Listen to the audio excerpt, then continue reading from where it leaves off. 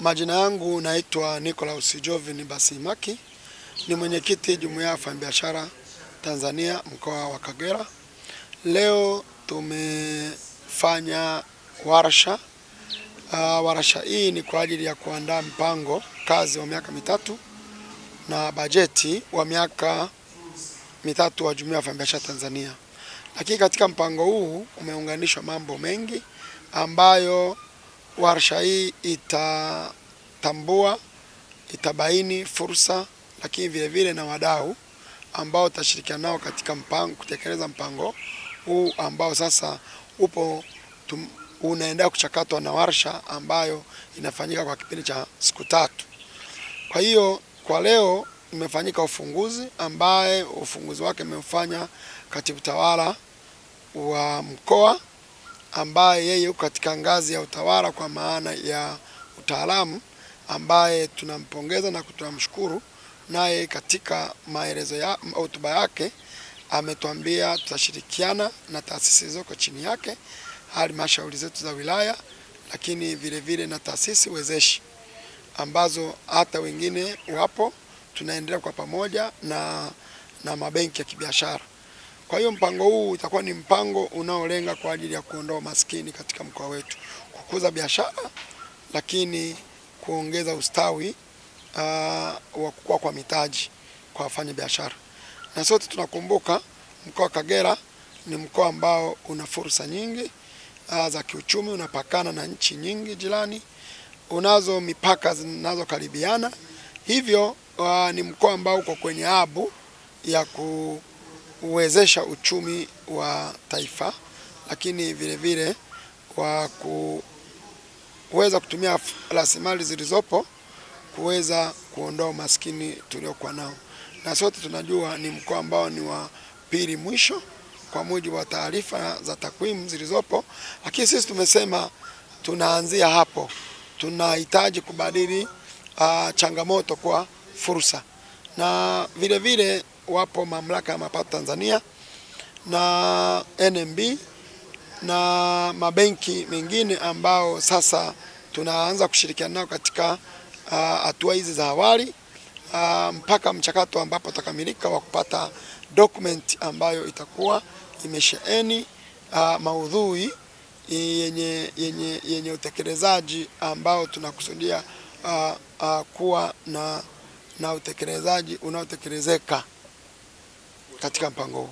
Malengo ya awali ilikuwa ni kwamba tunachagiza urasimishaji wa biashara, nao ni sehemu ya eneo ambayo litaibuliwa, lakini vile vile compliance kwa maana ya wafanyabiashara, kuwawezesha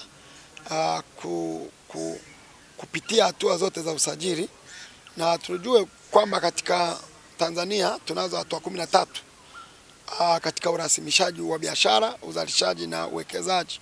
Zile hatua zote hizo sisi sasa kama jumuiya ya wafanyabiashara tunatakiwa kuwa hub au kuwa BDSP, Business Development Service Provider, kati yetu na wafanyabiashara na serikali na mamlaka zake na taasisi zake. Mpango huu umeandaliwa katika muda mfupi na wakati na mrefu. Muda wa mfupi, mpango huu unaanza kutekelezeka kuanzia ni maandalizi ya mwaka huu mpya unaokuja wa fedha.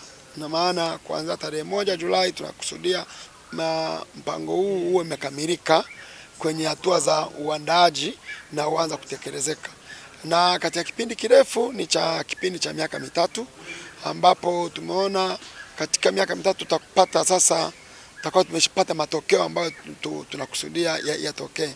Tuelewe kwamba jumuiya ya wafanyabiashara katika kuanzishwa kwake, moja ya madhumuni makubwa ni kutetea maslahi ya wafanyabiashara, lakini vile vile kushirikiana na serikali, kuwa daraja kati ya wafanyabiashara na serikali.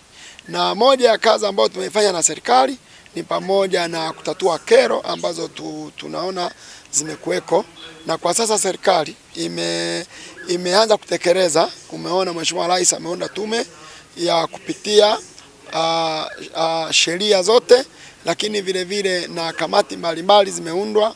Ipo kamati ya waziri wa biashara na viwanda ambayo imekuwa ikishughulikia changamoto za uwekezaji katika wageni, lakini vile vile mmeona zipo jitihada za serikali kuhakikisha biashara zinafanyika kwa uhuru, na sasa tunaona mamlaka mpaka Tanzania sasa tunaongea lugha moja.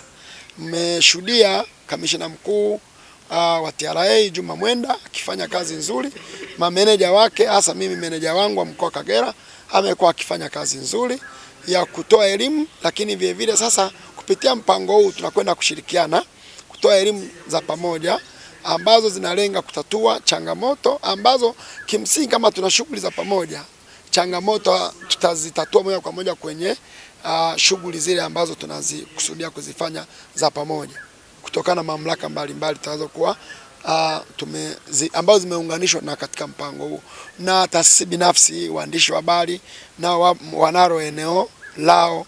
Kuna lazima elimu itolewe kwa jamii nzima.